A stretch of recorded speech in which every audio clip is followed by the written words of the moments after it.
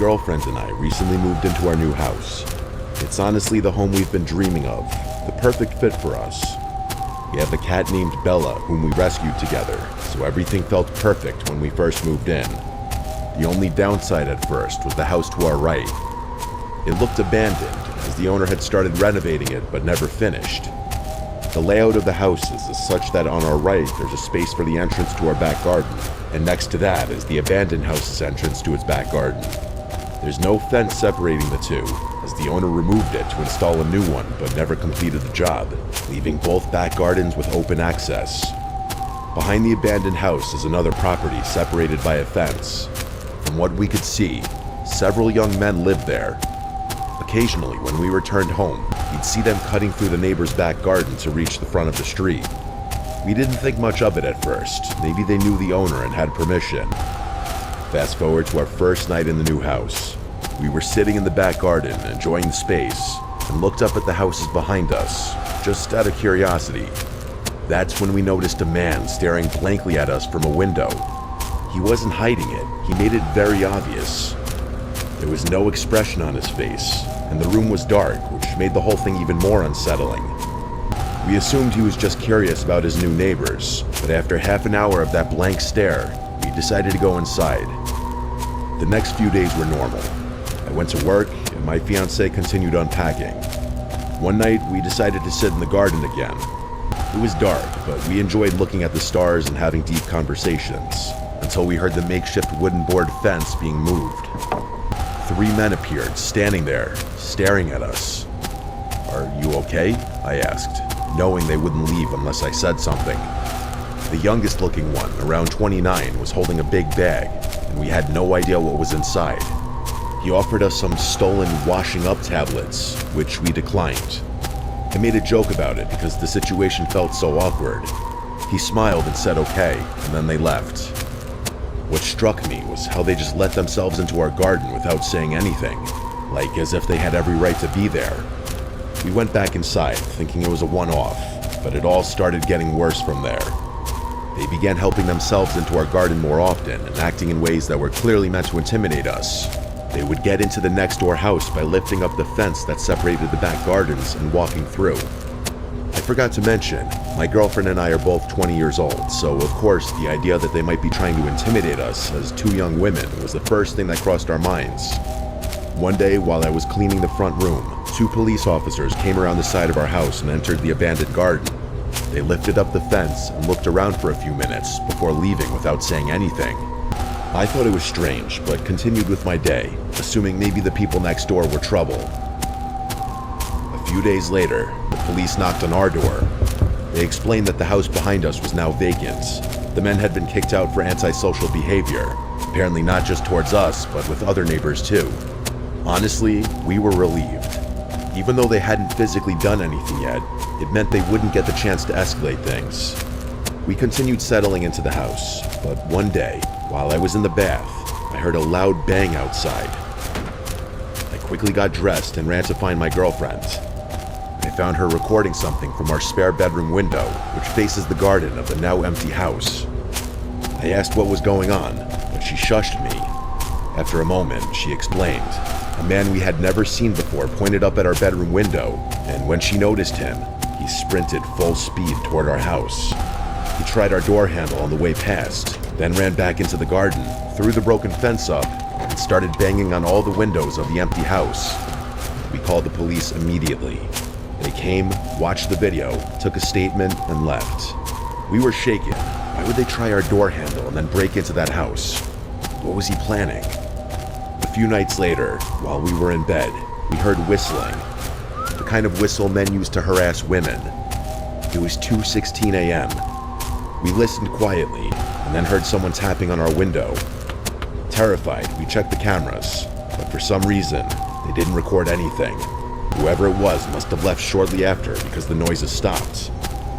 We were too scared to sleep, so the next day, we went to my mom's and stayed the night. When we returned the following morning, we noticed our Ring doorbell had been removed and placed on the floor. The SD card was gone. Someone had clearly come back, and we knew who it was. Who else would do that? We called the police again, and they told us to keep all the doors and windows locked. The woman on the phone even said that the removal of the camera could be a sign that they were planning something, which terrified us even more. But at least she was honest. The whistling, banging, and attempts to re-enter the house continued for weeks. We made multiple police reports. They never tried our door again, so we hoped it was over. But 3 weeks later, while in bed watching funny clips from our camera, we checked the live feed. That's when we saw a man outside, wearing a black mask covering his mouth and nose, with his hood up, standing in front of our garden with his arms spread wide, like he was imitating Jesus on the cross. He stared up at our bedroom window with his head tilted. We froze. At the time, we had moved the camera inside the house, so it didn't record. We were so shaken we didn't even think to screen record. He then spoke, but we couldn't hear what he said. Then he turned around, walked to the opposite side of the street, and just stood there, staring at our house for about 30 minutes. We called the police again. They said it wasn't illegal to stare at someone's property and dismissed the whole thing, even when we told them what he did on our lawn. They made us feel like we were overreacting. We couldn't sleep for days. Any noise outside terrified us, even normal ones. Then, one night at 2:52 a.m., we got a notification. I woke my girlfriend and said, "Someone's outside, I know it. Please check the camera." She did, and there they were. 2 masked men coming from the side of our house, shining flashlights into our windows. One of them, the same man who had been harassing us, was holding what looked like a crowbar. Why us? What was the point of this? For days on end, he would stand across the street, pointing, waving, or shouting things up at our window. Every time we looked, he would stare blankly at us. It was clearly meant to scare us, and it worked. We kept contacting the police, but they've done very little. The harassment continues. We've got cameras now, and we record everything, but we feel powerless. Just earlier today, he stood outside again, staring up at us. We got it on video, and we're absolutely terrified, but we'll update if anything else happens.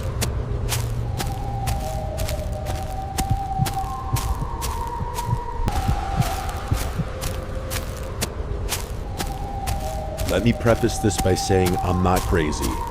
I know how this is going to sound.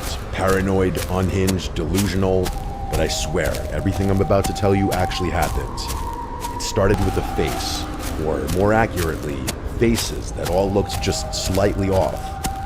3 months ago, I ended a relationship with my ex, Caleb. We'd been together almost 2 years, and the breakup was long overdue. Caleb wasn't violent or anything, he never hit me, but he was controlling and possessive in that low-key and calculating kind of way. Perhaps the worst kind of way. He'd do things like track when I'm on my phone and quiz me on things I'd done that day to see if I'd give the same answer twice. After I left him, I changed my number, disabled my social media, and even moved apartments. I thought I was in the clear.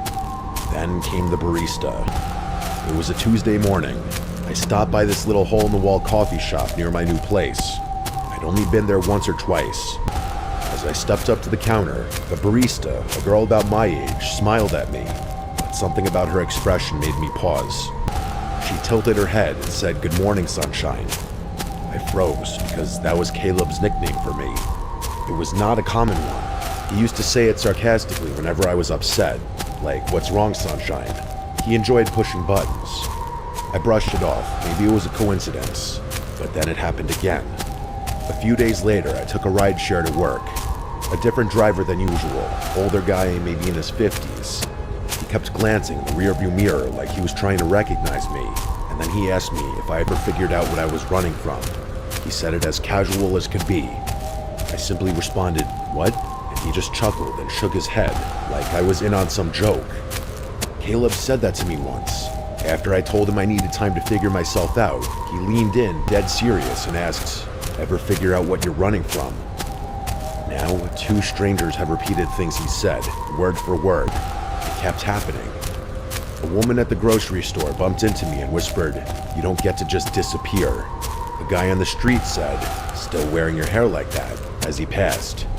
Another one, someone who worked in my building, said, "You always liked this song," while humming the exact tune Caleb used to play when we argued. It wasn't their faces that freaked me out, it was the way they looked at me, like they knew me, or at least thought they did. They all had different faces, but their eyes all had the same expressions. I started thinking I was going crazy. I mean, what else could explain it? So I did something I wasn't proud of. I contacted Caleb. Not directly. I sent a message to his sister. I told her to tell him to stop. I figured maybe he hired a private investigator.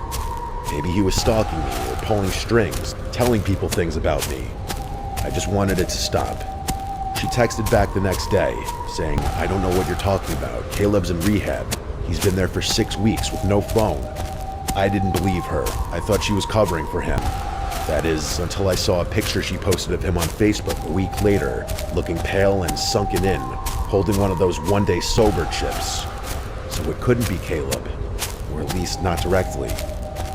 I couldn't shake the feeling that these strangers knew things they shouldn't, though.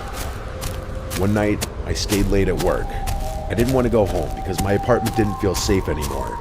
Not that anything bad happened inside of it, I just didn't like being alone. Around 10 p.m., I finally called it a night. I walked the 10 minutes to my place, keeping my head down, headphones in, but no music playing. Something I learned to do so I could still hear if someone was following me. When I turned the corner onto my block, I saw someone sitting on the stoop of the building across from mine. A young man with his hoodie up but his head down.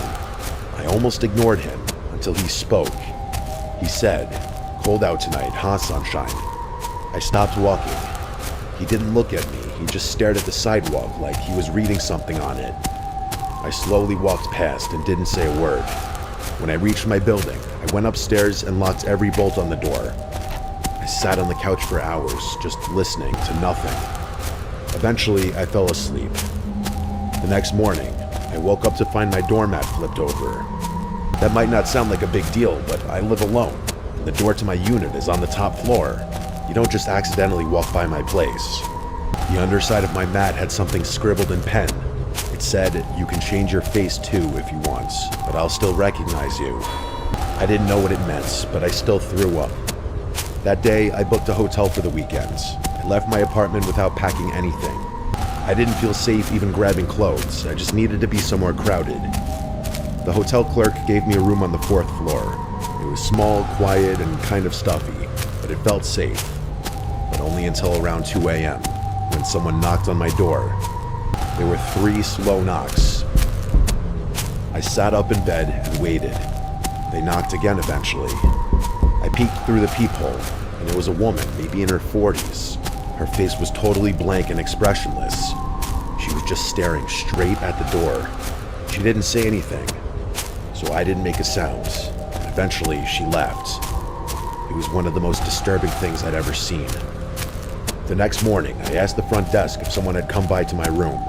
They said no one should have been up there, especially that late. All the rooms on my floor were vacant. That's when it clicked. These weren't random people. They were being sent and fed my details.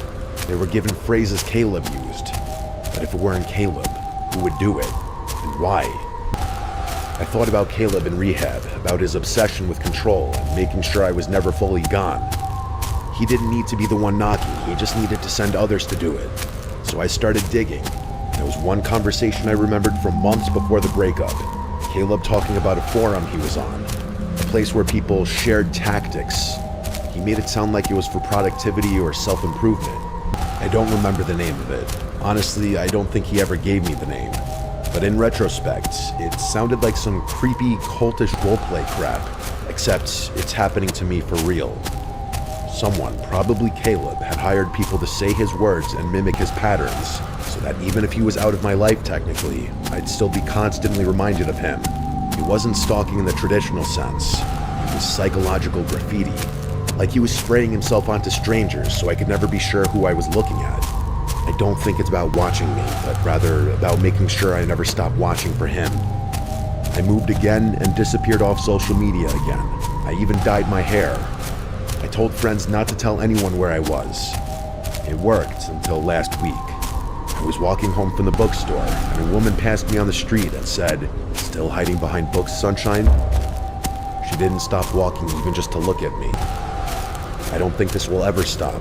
Maybe he paid some crazy underground service to do this to me for a year, who knows? Maybe he made it public. Maybe this is some sick underground game now. Who can scare Sunshine the best? Who can get the closest without touching? I can't trust anyone's face anymore. The constant paranoia is truly eating away at my mental health.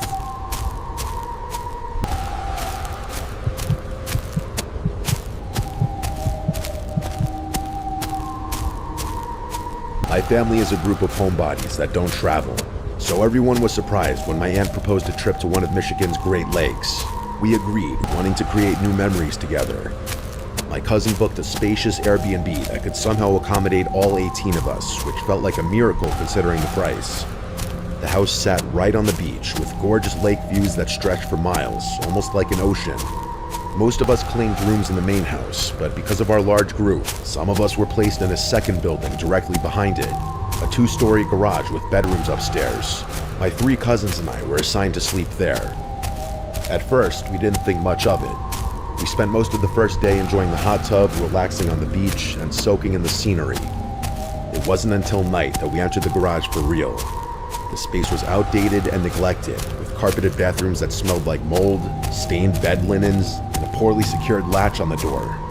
Clearly, the cleaners focused on the main home and ignored the garage. My cousins were grossed out and refused to sleep on the beds unless we washed the sheets, so I suggested we do laundry. The machines were small, so we could only do 1 set of bed sheets at a time, and it was obvious we'd be up late. We passed time upstairs, waiting for the first load. My cousin Maria complained about how we got stuck with the worst place, and as she spoke, I started to feel uneasy, like something bad was coming. I've had this feeling before, a rare kind of intuition that usually ends in a nightmare or something worse. I told my cousins to stay alert, and they listened, especially since we'd all experienced a break-in before when we lived in Detroit. Around midnight, the bell rang from the first floor, signaling the wash was done. I went downstairs alone, swapped the load into the dryer, and brought up the clean-smelling sheets. When my cousins saw how clean they were, they wanted their bedding washed too, so I kept going up and down between cycles doing everyone's sheets. At around 2:37 a.m., we were finally done. We made the beds, and were too tired to stay up any longer. My cousin Nikki insisted we leave the light on, and while they all fell asleep quickly, I stayed up doing some schoolwork on my phone. I'm a light sleeper, something that stuck with me since the break-in, and I remained hyper-aware of my surroundings even while half asleep. Then, around 3 a.m., a loud bang hit the garage door, like someone had thrown their body against it. I sat up, startled, but my cousins didn't move. I tried telling myself it was just wind, though the noise was too heavy for that. Still, I stayed quiet and tried to sleep. But then it happened again, same deafening crash, this time shaking the garage door. The building trembled from the impact. I was fully awake now, watching the lamp-lit room as my cousins continued to sleep. No animal or gust of wind could cause that. 20 minutes later, the third boom hit.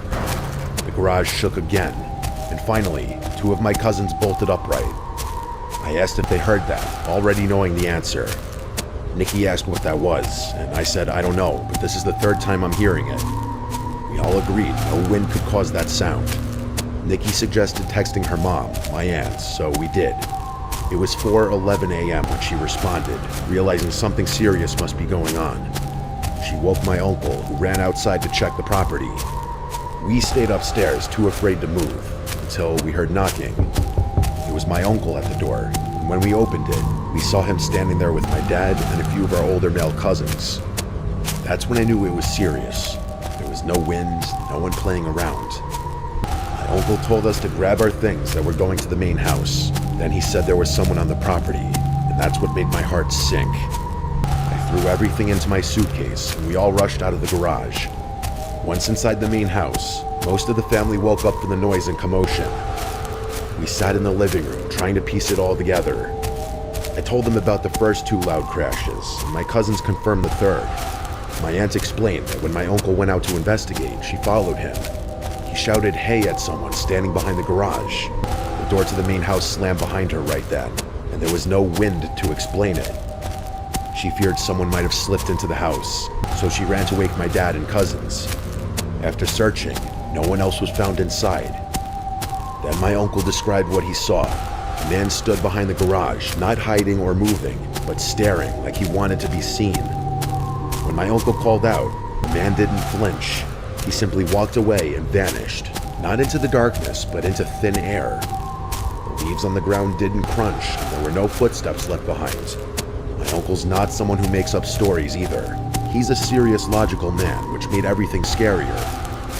My brothers added that they found 2 jester cards, one in the main house and one in the garage. The one in the garage was twisted and demonic looking. One cousin pointed out that jesters symbolize mockery, and the loud sounds happened around 3 a.m., the so-called devil's hour. It was as if we were being taunted. My uncle had even checked for footprints, but saw only his and my cousin's, not the man's. Another cousin drove down the road during the incident to try and spot someone fleeing, but found no one. That day, no one returned to the garage. We squeezed into the main house, on floors, couches, anywhere there was room. My mom gave up her bed so we could sleep more comfortably. On the second night, she slept on a couch by the large windows and woke around 4 a.m. to footsteps on the porch. She didn't dare open her eyes. She was afraid of seeing someone looking in.